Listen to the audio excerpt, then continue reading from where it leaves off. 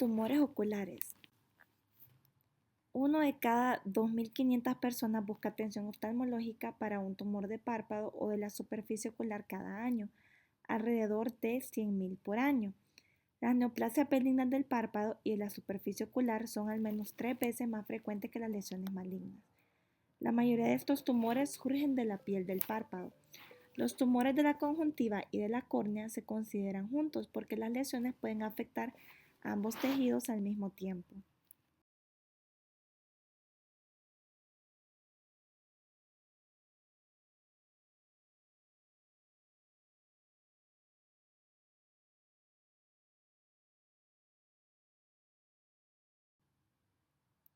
Durante la evaluación inicial del paciente con una neoplasia conjuntival o corneal, se debe obtener una historia detallada, que incluye exposición prolongada al sol, cáncer de piel o inmunosupresión.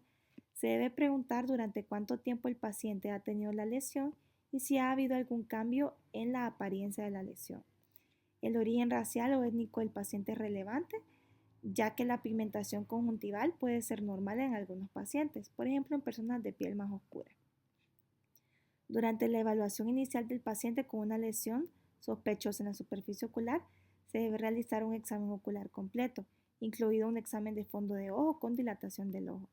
Se debe examinar toda la superficie ocular, incluido el fondo del saco superior, que requiere versión del párpado. La palpación de linfadenopatía en el cuello y de la región preauricular es una parte importante del examen de pacientes con tumores, especialmente cuando se sospecha malignidad, porque las lesiones malignas, especialmente el melanoma conjuntival, puede diseminarse en los ganglios linfáticos regionales. Se deben anotar las características clínicas de la lesión, si hay una sola lesión o es multifocal, si la lesión es pigmentada o amelanótica, dónde se encuentra, si es en la conjuntiva vulvar, en el limbo o en el fondo de saco, en la conjuntiva palpebral, si la lesión se extiende hasta la córnea, si la lesión es sólida o quística, si es plano o elevado, si la lesión está fijada a los tejidos subyacentes o es móvil, si existe un buque alimentador. El médico debe documentar la apariencia y extensión de la lesión mediante fotografías o un diagrama detallado. Esto ayuda en la planificación quirúrgica si se va a extirpar la lesión o en el seguimiento de la lesión si se recomienda la observación.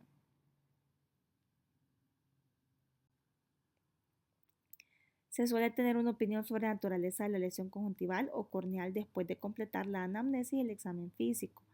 Muchas lesiones no son preocupantes por su malignidad, por ejemplo el quiste de inclusión. Otros serán indeterminados según la historia y los resultados del examen clínico. Para estos casos, la observación puede ser una opción razonable.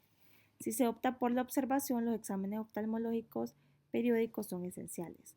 Si se documenta crecimiento o cambios preocupantes en las características de la lesión, generalmente está indicada cirugía o quimioterapia tópica. Es posible que se requiera tejido para evaluación histológica para un diagnóstico definitivo. Lesiones que causan preocupación por una posible malignidad suelen estar elevados, son extensos, pigmentosos, incluso si son planos, están fijados en los tejidos subyacentes, tienen un buque alimentador. El tratamiento quirúrgico estándar de una lesión conjuntival sospechosa es la extirpación completa del tumor, incluido un margen de 2 milímetros en el tejido no afectado que rodea la lesión.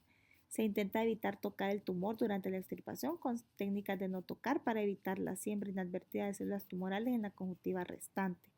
Por la misma razón, se deben evitar las biopsias incisionales, especialmente las lesiones pigmentadas de la conjuntiva.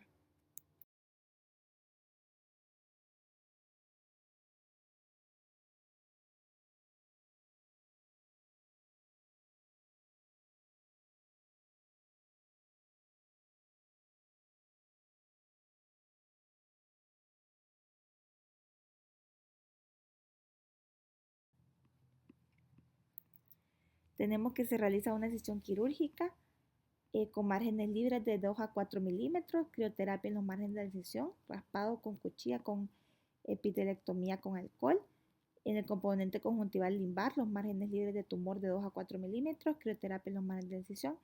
Y en el lecho estromal, esclerotomía lamelar y crioterapia. También se utiliza interferón alfa 2, mitomicina C al 0.04% y 5-fluoracil al 1%. En la figura mostramos una neoplasia escamosa de la superficie ocular.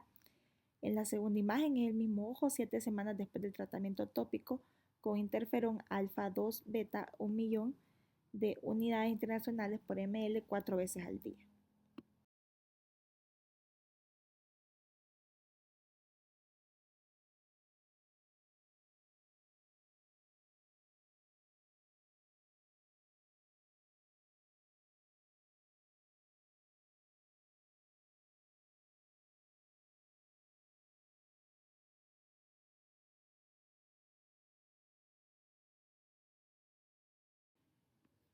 El papiloma conjuntival, hay dos formas de papiloma, el sésil y pediculado, y es diferente etiología, histología y clínicamente.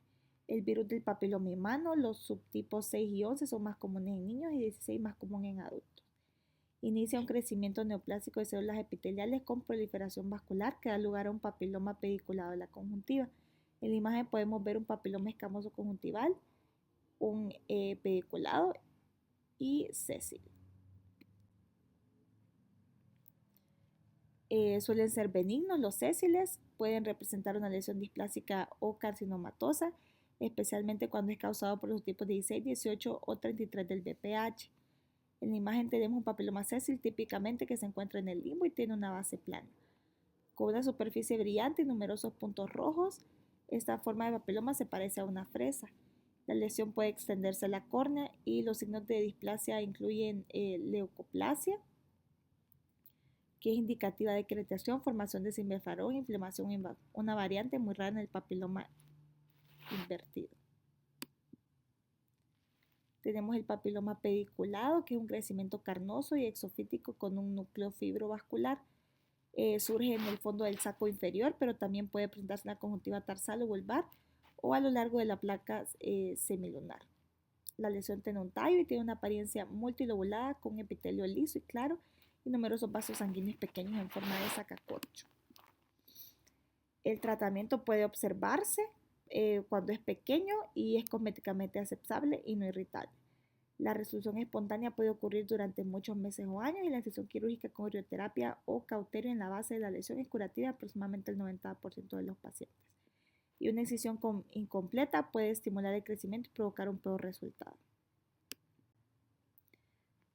Se debe minimizar la manipulación quirúrgica para reducir el riesgo de diseminación del virus de la conjuntiva sana no afectada.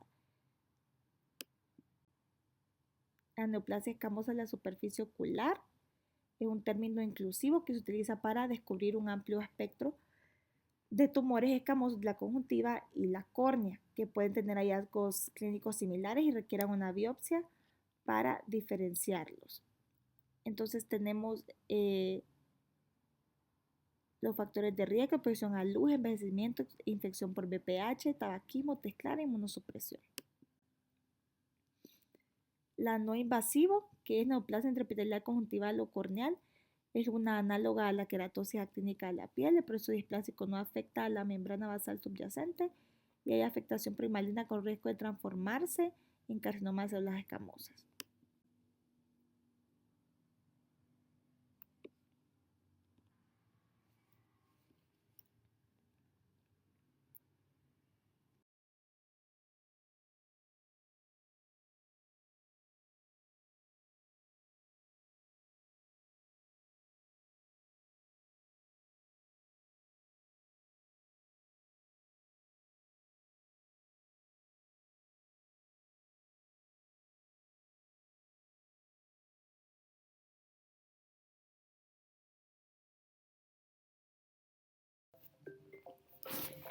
Las lesiones de neoplasia intraepitelial pues son tumores de crecimiento lento, se centran en el limbo, hay una inflamación leve y diversos grados de vascularización anormal, hay afectación corneal, la lámina epitelial gris translúcida que tiene una base en el limbo y se extiende hasta la córnea, y tinción rosa de bengal y verde para definir los bordes.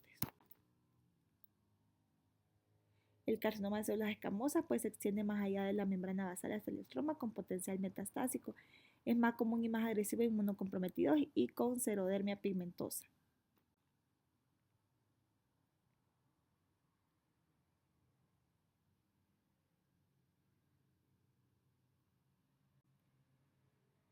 En esta imagen tenemos una neoplasia intraepitelial conjuntival neoplásico y un carcinoma de células escamosas del limbo. Es importante tener en cuenta que el aspecto clínico de las neoplasias puede ser similar al carcinoma de células escamosas del limbo.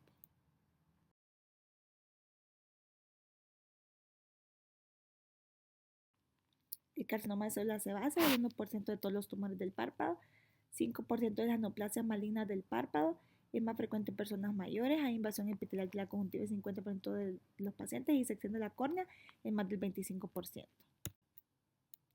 En imagen podemos ver una blefaroconjuntivitis unilateral con inyección, panos, margen palpebral engrosado y pérdida de las pestañas en la primera imagen. En la segunda puede haber nódulos blancos compuestos de células sebáceas neoplásicas cerca del limbo. En la C, el simblefarón neoplásico está presente por vía nasal y en la D, engrosamiento conjuntival palpebral superior. En este cuadro se enumeran los tumores de la superficie ocular que surgen de melanocitos, células nevus y otras células neuroectodérmicas.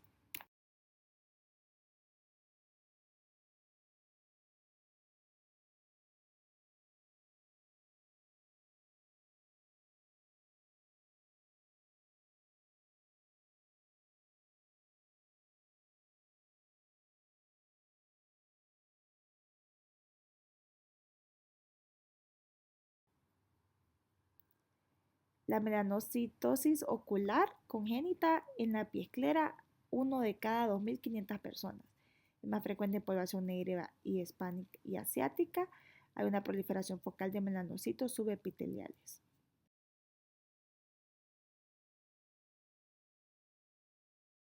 Este cuadro compara las diversas lesiones pigmentadas de la conjuntiva.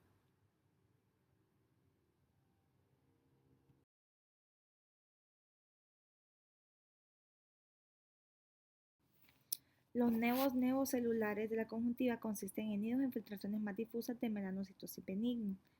Surgen durante la primera o segunda década de la vida y se clasifican en de unión, que están confinados a la unión epitelioestromal, subepitelial o estromal, confinados al estroma, o compuestos combinados componente de unión y estromal. Y la pigmentación es variable. La melanosis asociada al cutis se observa con mayor frecuencia en personas de tez más oscura, pero ocurre en todas las razas. Aproximadamente el 95% de los negros, 35% de los asiáticos, 30% de los hispanos y 5% de los blancos. Hay una carúncula en la conjuntiva palpebral, la córnea con estrías o verticilios. Hay una hiperpigmentación de las células epiteliales basadas en la conjuntiva sin atipia ni hiperplasia. Suele ser bilateral, simétrica y benigna con poco riesgo de progresión a melanoma.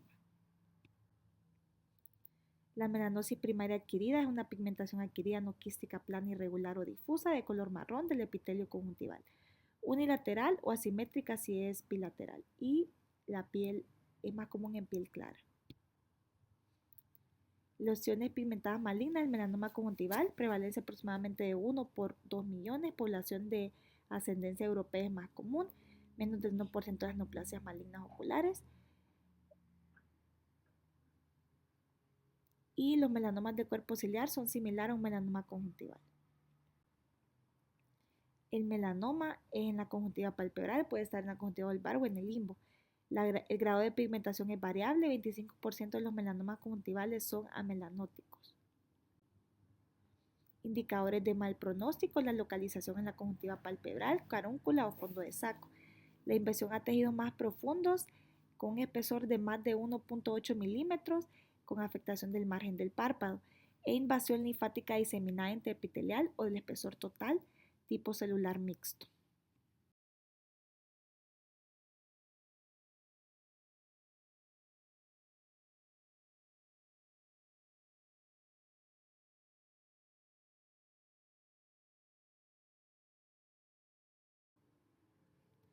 Tumores vasculares y mesenquimales, pues las lesiones vasculares del margen palpebral o de la conjuntiva por lo general son amartomas benignos o reacciones secundarias a infecciones u otros estímulos.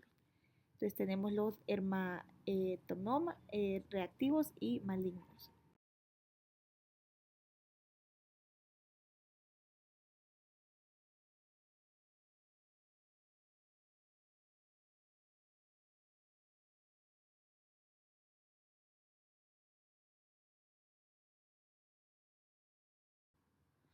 El sarcoma de Kaposi, una neoplasia maligna del endotelio vascular, afecta la piel, las membranas mucosas. El herpes virus es asociado al sarcoma de Kaposi y el herpes virus humano 8. En jóvenes, pues es más común en inmunosupresos. El sarcoma de Kaposi no es curativo. Se puede controlar los síntomas con citorreducción quirúrgica, crioterapia, radioterapia, quimioterapia local o sistémica, interferón alfa 2 intralesional. Los tumores linfáticos y linfocíticos son benignos, malignos o indeterminados. Aproximadamente el 20% de los tumores linfoide conjuntival tienen linfoma extraocular detectable. Tenemos las linfagiectasias y las linfangiomas.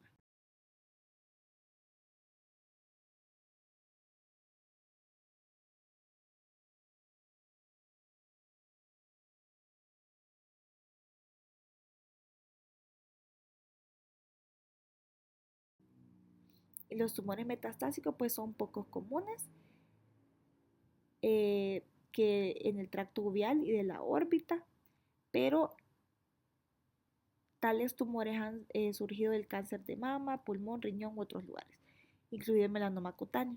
Las lesiones metastásicas en el tracto uveal, la órbita o en los senos paranasales pueden extenderse hasta la conjuntiva. También se producen metástasis o infiltraciones leucémicos en el limbo o en la córnea. Muchas gracias por su atención.